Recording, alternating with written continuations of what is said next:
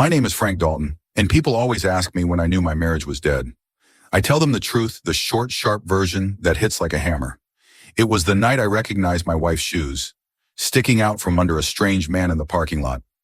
That moment lasts about 2 seconds to say out loud, but it took me 27 years to reach it.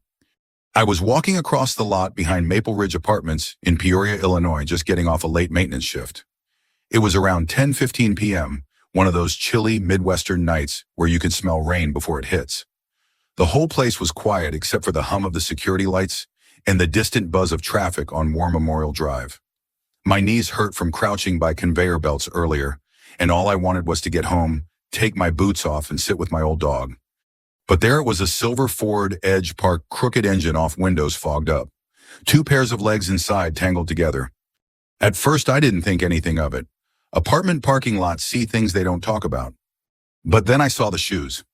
Brown leather flats. Mary Ann's. She'd worn them to our anniversary dinner at Logan's Roadhouse 2 years earlier, back when things felt steady. Back when she'd smile across the table instead of at her phone. And just like that, my stomach dropped clean through me. For a few seconds, I just stood there feeling the cold soak through my jacket. I didn't yell. I didn't run toward the car. I didn't do any of the dramatic stuff people assume husbands do. My mind did something else. It reached back. A small, sharp memory flashed in front of me. 1998. We were young and broke. I'd just lost my job at the Caterpillar warehouse. I remember sitting at our little kitchen table, crying into my hands because we had $84 in the checking account. Mary Ann held my face and said, "Frank, I'll never leave you. Worst comes to worst, we'll live in a trailer on that Glassford land of your uncle's, and I'll still be happy." The memory stung so fast it felt like biting tinfoil. I blinked and the present snapped back around me, the fogged-up windows, the legs, and the unmistakable shape of my wife, leaning across the seat toward Curtis Bender, our neighbor. Curtis, the man who borrowed my wrenches and never returned them. The man Duke used to nap beside on the couch when he came over to watch ball games. The man who suddenly made Duke growl the last few months. That told me everything I needed to know. I didn't go toward the car. I walked to the breaker box near the stairwell, the one I had helped fix years earlier when the building's security lights kept shorting out. I still had the override key tucked in my wallet. Old maintenance habits. You never throw away keys. You just forget about them until life hands them back to you. I slid the key in, turned it, and flipped the switch. The entire parking lot exploded in white light. It was like turning on a football stadium. Every bulb, every pole, every security lamp blasted on at once, washing the Ford Edge in blinding brightness. Inside the car, Mary Ann jerked upright like someone fired a gun beside her ear. Curtis scrambled to pull his shirt straight. Her face was pale hair, messy eyes, wild. Even from that distance, I could see the guilt hit them like a shovel. Then more lights came on, real ones. The flashlight of Dwayne Keller, the 63-year-old night security guard. He'd been walking his round and stopped dead when he saw what the floodlights revealed. His mouth hung open. He'd known us for years, saw us grill hot dogs downstairs, saw us bring Duke out for walks, saw us argue about nothing like any married couple. He'd never seen this. A voice behind me suddenly let out a sharp gasp. Cheryl Curtis's wife was standing near the sidewalk, grocery bags sliding from her fingers onto the concrete. She stared at the car like she'd been unplugged from reality. Eggs cracked at her feet, rolling under the curb. Then more neighbors appeared, folks taking trash out, folks walking their dogs. Folks who had heard the sudden roar of lights flicking on.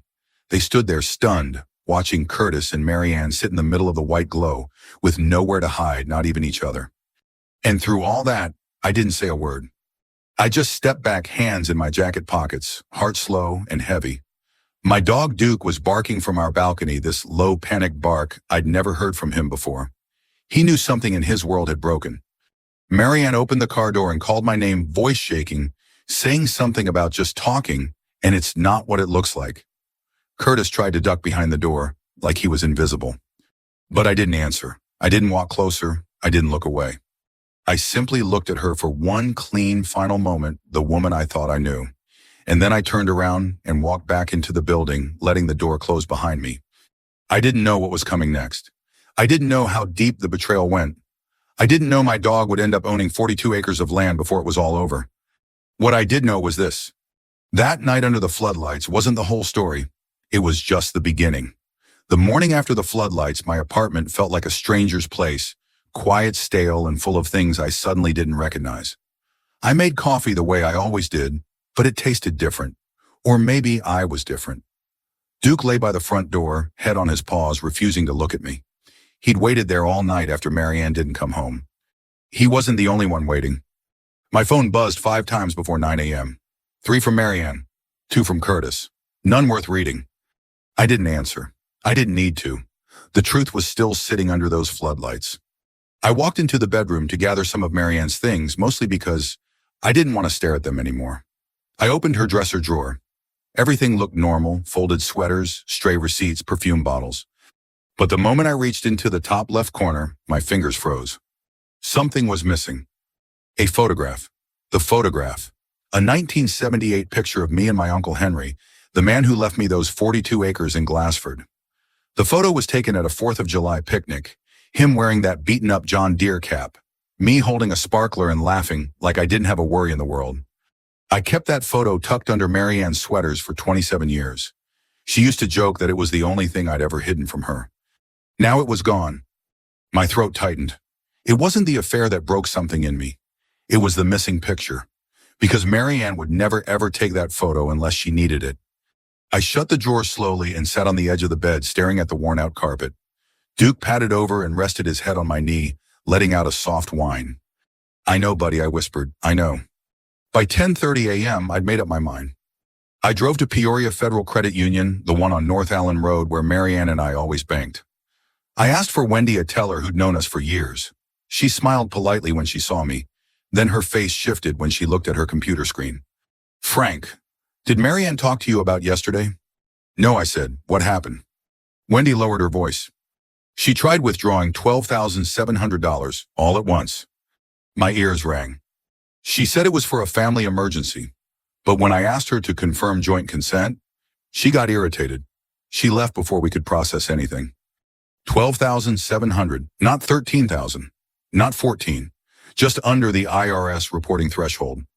I felt sick. Wendy continued, hesitant.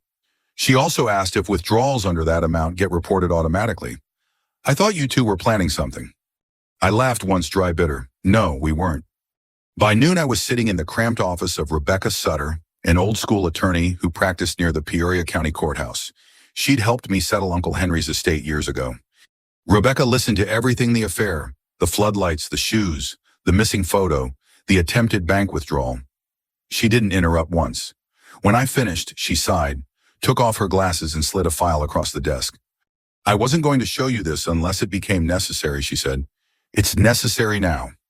Inside the file was a Form A, spousal incapacity land transfer authorization, unsigned but half-filled.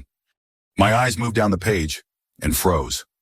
The signature line for my uncle, the one that proved I was the rightful heir, had a faint photocopy of his real signature underneath it, a reference sample, the same signature from that missing 1978 photo. I felt the whole world tilt. Rebecca leaned forward. "Marianne called my office 2 weeks ago asking about uncooperative spouses and land rights. She didn't tell me the whole story, but she asked if she could get your Glassford land transferred without your full consent." My jaw clenched. "And Curtis?" Rebecca nodded. "He's drowning in debt. Court records show liens, 3 of them. So the affair wasn't romance. It wasn't passion. It wasn't midlife confusion. It was a plan, a financial scheme, a way to get their hands on the only thing left from my family." I swallowed hard. "What do I need to do?" Rebecca tapped her pen on the folder. "Protect the land. Lock it down. There are options, but they require timing." "What kind of options?" She smiled, sharp and clever. "Trust, but not the kind you're thinking." I didn't know it yet, but that conversation would lead to the most unexpected twist of my life. Duke, my old dog, would end up owning 42 acres in the state of Illinois. But that was still a few steps away. For now, all I knew was this. My wife hadn't just cheated on me. She tried to take the last piece of my family, and I wasn't going to let her or Curtis lay a hand on it. Not one blade of grass. I drove back to Maple Ridge that afternoon with a heaviness in my chest I hadn't felt since my father died. The truth wasn't just ugly, it was calculated, cold, planned, and the realization dug deeper than any floodlight ever could. Duke greeted me at the door with his head low, tail barely wagging. He looked tired, older than 14. He wasn't eating. He wasn't sleeping. He was waiting for a woman who wasn't coming home. I knelt beside him and rubbed behind his ears. It's just you and me now, boy. His tail moved once slow like he was saying, I know. After a long silence, I stood, grabbed my jacket, and headed for the truck. Duke followed, but I pointed back inside. Stay, buddy, I'll be back. He whined, but he listened. I drove 30 minutes south to Glassford, the small town where Uncle Henry had lived his whole life, where his land stretched out behind an old oak tree and a rusted barbed wire fence. I parked near the gate and stepped out into the quiet. It was colder out there, colder in the way open land can be where wind doesn't stop for anything. The grass was high, knee-high in some places, the brush thick. The oak still stood tall, though a little crooked like age had pushed it sideways. I walked the land slowly. Every step reminded me what it meant to me. Every memory reminded me why Marianne going after it cut so deep. I remembered summers baling hay with Uncle Henry, afternoons fishing in the shallow creek behind the oak tree, the day he handed me the deed and said, Frank, land's the one thing nobody can replace. Hold on to it. I had, for 30 years, and now I knew someone had tried to take it without blinking. I stood there for a long time before I called Rebecca. All right, I said, let's talk options. Her voice cracked through the speaker like she'd been waiting for my call. Good, because I have one that's clean, legal, airtight, and poetic in a way I think you'll appreciate. I raised an eyebrow. Poetic? She cleared her throat. Frank, Illinois recognizes pet trusts. If you transfer the land into a legally recognized trust with Duke as the beneficiary, no spouse can claim marital rights to it. Marianne cannot access it, contest it, or override it, not without challenging the state and looking ridiculous. I stared out across the land. My dog would own 42 acres. In the eyes of the state of Illinois, Rebecca said yes. I laughed, an honest, surprised laugh that I hadn't felt in days. All right, let's do it. But as with anything in life, it wasn't simple. The Peoria County office was drowning in backlog. Clerks were sick. Paperwork was delayed. Processing times were stretched thin. The trust couldn't be finalized until everything cleared. And Rebecca warned me, until the moment the paperwork is officially filed, Marianne could still try something. Great. I drove back to Maple Ridge feeling hopeful for the first time, but that feeling didn't last. At 7 p.m., there was a knock at my door. Marianne, eyes red, hair messy, wearing the same jacket she had on in the Ford Edge. She tried to brush past me like she still lived here, but I blocked the doorway. Frank, please, she said, voice cracking. You humiliated me last night. I blinked. You think I humiliated you? That was a private moment, she said. You had no right. You had no right, I snapped, to be in that car. She looked away. It wasn't what it looked like. Stop. For the first time in years, she actually stopped talking. Her eyes softened. Frank, let's just sit and talk. But I'd learned something overnight. Talking was what got me into this mess. Silence was what got me out of it. No, I said, we're done. She stood there for a long moment before whispering, you'll regret this. And then she walked away. She didn't know how wrong she was. The next day, trouble came from another direction. Apartment manager Mac Jenkins knocked on my door carrying a folder. Frank, we gotta talk, he said, rubbing his forehead. I braced myself. Curtis filed an incident report against you. Herm? For what? For tampering with building electrical systems and creating an unsafe situation. I stared at him. Floodlights. I turned on floodlights. I know, Mac said quietly. And between us, it's garbage. But because he filed it, I have to log it. Great. Now I had a complaint on record. Later that night, as I walked Duke around the building, I caught voices near the mailroom. Curtis and another tenant. I slowed down, staying behind the corner. Curtis was bragging. Trust me, he said. Frank's soft. He always has been. Marianne will get him to sign the paperwork soon enough. And once the land transfers were set. The other man let out a low whistle. 40 acres, damn. 42, Curtis corrected proudly. Worth a whole lot more soon. He'll fold. You'll see.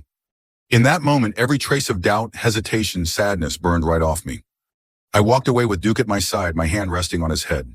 He didn't growl this time. He didn't whine. He just walked beside me like he understood exactly what that conversation meant. The next morning at 9:12 a.m., I got the call. Rebecca sounded almost cheerful. Frank, the trust is approved, filed, legal, complete.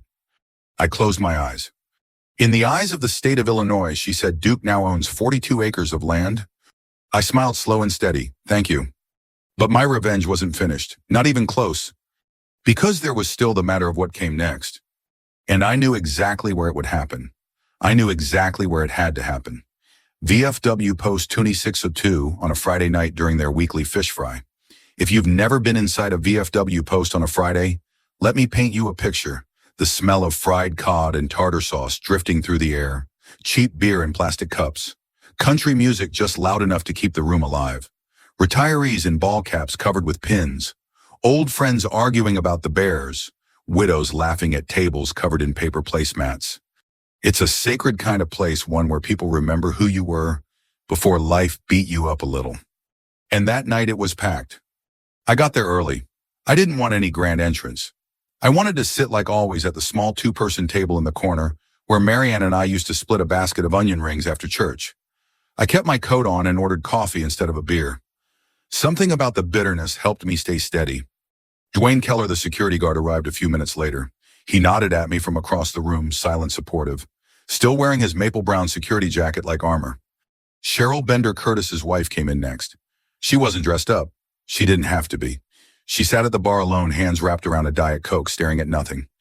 Last was Rebecca, my lawyer. She sat near the jukebox, blending right in like she'd been coming there for 30 years. She gave me a tiny nod. We didn't sit together. We didn't plan a grand confrontation. We didn't need to. We were just witnesses waiting for truth to walk through the door. At exactly 6:39 p.m., truth arrived. Curtis Bender swaggered in first, wearing a pressed shirt like he was auditioning for a toothpaste commercial. Marianne followed a few steps behind him. She looked different, hair curled, makeup heavy, a smile plastered on like she'd rehearsed it. They walked in hand. When they saw the room go quiet, their smiles faltered. A few people whispered. A few stared. A few just looked down at their plates. The VFW crowd doesn't do fake well. I didn't stand up, didn't wave, didn't say a word. I just sipped my coffee and waited. After about 15 minutes of awkward mingling, the MC, Earl Haskins, Vietnam vet, loud voice, loves country karaoke, tapped the microphone. All right, folks, he said. Before we start the raffle, anyone got announcements? Announcements, perfect. I stood. The whole room turned my way. Yeah, I said quietly, I've got something. I walked up to the mic. My hands didn't shake. My voice didn't break. The silence in the room felt like an old friend putting a heavy arm around my shoulders. I won't take long, I said. But some of you saw something last night at Maple Ridge Apartments, and some of you only heard about it. Eyes shifted. Curtis stiffened. Marianne stared at her shoes, those same brown flats. I cleared my throat. I want to share the whole story, not because I want sympathy, but because truth matters. I nodded to Rebecca. She pulled out her phone and pressed play. Curtis's voice filled the VFW hall, loud, smug, unmistakably his. Frank's soft. He'll sign the paperwork. He always does. And once the land transfers were set, 42 acres, baby. He'll fold. You'll see. A wave of murmurs rolled across the room. Curtis went pale. Cheryl slowly turned toward him, her face stone cold. Rebecca switched audio clips. This time it was Marianne's voice, cold, rehearsed, practicing lies about why I needed to sign a land transfer. Talking about my memory problems and stress, none of which were real. Someone in the back said, "My God." Then Dwayne spoke up from his seat, voice steady. And for the record, I reviewed the security footage. They weren't just talking in that Ford Edge. A few people gasped. One woman whispered, "Bless your heart, Frank." Then came the moment that shifted the entire room. Cheryl stood. Curtis stammered, "Cheryl, baby, it was only a couple times." She cut him off clean. A couple times is a mistake. 27 months is a plan. The room froze. Curtis shut his mouth so fast his teeth clicked. I took the mic again. I didn't raise my voice. I didn't need to. I spoke slow, steady, and from someplace deeper than anger. I worked 41 years so nobody could ever take what's mine again. I paused. Turns out I still had one more job left. Silence, deep, respectful. Then Rebecca stepped forward. In the eyes of the state of Illinois, she said the Glassford property, 42 acres, has been legally placed in a pet trust. Beneficiary Duke Dalton, a 14-year-old Labrador. People blinked, then laughed, then applauded. Curtis sputtered, "You can't, that's insane. You can't give land to a dog." "You can in Illinois," Rebecca said, and we did. Cheryl let out a single sharp laugh. "You got beat by a Labrador, Curtis." Curtis went red, then gray. Marianne didn't say a thing. She backed toward the door like someone slowly realizing a house was on fire around her. I stepped back from the mic. The applause grew not loud, not rowdy, but warm, genuine, like people clapping for a man who'd finally stopped carrying a weight alone. I walked toward the exit, past plates of fried cod and pitchers of sweet tea, past old friends, who patted my arm, past Dwayne, who gave me a quiet salute. When I pushed the door open, the cold night air hit my face, and for the first time in a long time, I felt light. The revenge wasn't cruel, it wasn't violent, it wasn't loud. It was smart, it was legal, it was clean. And it was over. Or so I thought. The days after the VFW night felt strangely quiet. Not peaceful quiet, like the house itself was exhaling after holding a breath for too long. Duke slept easier, I slept deeper, and for the first time in months, the air inside my apartment didn't feel borrowed or shared or suspicious. It felt like mine again. Marianne didn't come back. Not that night, not the next, not ever. I heard she packed her things while I was at work, slipping out quietly like someone leaving a hotel they'd been caught stealing towels from. Curtis didn't last much longer. Cheryl changed the locks and filed papers so fast he didn't have time to finish his sentence. 2 betrayals, 2 evictions, 2 lives unraveled by the floodlights they thought would never hit them. But mine was just beginning to rebuild. A week later, I drove Duke down to Glassford. The land looked different now, not in reality, but in meaning. I'd spent years seeing it as a burden, a relic from Uncle Henry I never got around to doing anything with. Now for the first time it felt like a gift, a second chance. We spent the morning cutting brush. Duke trotted beside me, slow but proud, like he knew he was more than a dog, now he was a landowner, at least on paper. Every time I paused to drink water, he'd drop beside me under the old oak tree, panting happily. Sunlight filtered through the branches, warming our faces, and for a moment I forgot I was a man who'd had his heart broken. I was just a man reclaiming something. Around noon, while tossing branches into a pile, I heard gravel crunching on the road. A truck slowed near the fence, an older blue Chevy I knew too well. Marianne. She didn't step out, didn't wave, didn't call my name. She just sat there with both hands on the steering wheel, staring across the field at me and Duke, at the life she no longer had a claim to. I didn't walk toward her, didn't shout, didn't ask why. I just lifted my hand, a small motion, not quite a wave, not quite a farewell. Something quieter, final. A full stop at the end of a long sentence. She stayed there maybe 5 minutes. No tears, no apologies, no excuses. Just watching.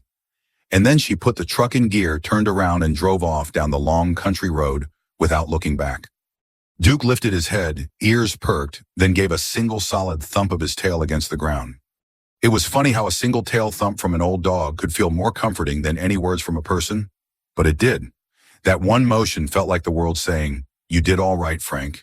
You survived. Keep going." I finished clearing the field before we drove home. The sun dipped low as we left, painting the land in gold. My land. Duke's land. Our land. In the rearview mirror, the oak tree shrank into a speck, but the feeling inside me didn't shrink with it. It grew. For the first time in a long time, I felt like a man standing on solid ground. When we got home, I fed Duke an extra scoop of kibble. He earned it. I sat on the couch, kicked off my boots, and looked around the apartment, quiet, clean, still. I wasn't lonely, not anymore. Not in the way that mattered. I was free. And if you've gone through anything like this, loss, betrayal, heartbreak, you know freedom doesn't come in fireworks. It comes in the quiet moments. Like an old dog sleeping by your feet. Like a piece of land finally safe. Like a breath you didn't know you'd been holding. Before I end this story, let me say this. If you've ever rebuilt your life from ashes, if you've ever stood up when someone counted you out, if you've ever survived something that tried to break you, you're not alone. People like us, we learn to rise steady, quiet, strong. And if my story gave you a little hope tonight, feel free to subscribe or share your own story down below. Someone out there might need it. I know I did.